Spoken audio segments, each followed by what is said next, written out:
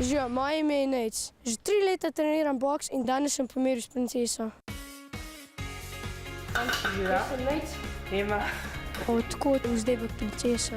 Ja, mene je moj oče že od majhnega vedno klical princeska.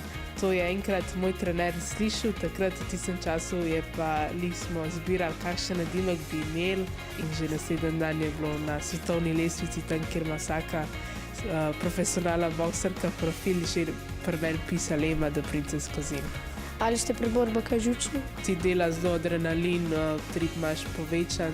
Tak občutek je, ko greš na vlakec smrti, ko čutiš, kako ti prsi bije srce, ko dihaš. Kakšen je bil občutek, ko ste postali svetovna prvakinja? Presrečna, ko dobiš, ne vem, da si se celo leto trudil v šoli, pol pa na koncu dobiš spričevalo, same petke, ne vem, odličnjak, tako se tudi počutiš, ko zmagaš. Se ukvarjate kot poklicna boksarka ali imate še kakšno drugo šolo? Sem prav poklicna boksarka, vendar s tem tudi se ne preživljam, še zmerom študiram in to sicer finančno matematiko.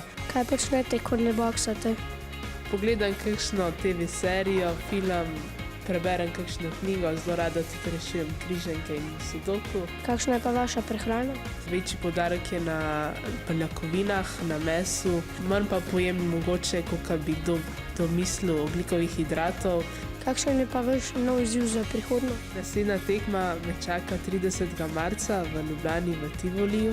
Takrat se bom pa borila za VBC, naslov svetovne prvakinje.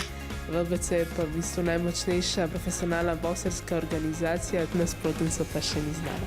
S to princeso pa ni heca. Trening je bil zelo naporen. Samo 8 let je starejša od mene, pa tako uspešna. Bo treba pa še malo potrenirati. Čau!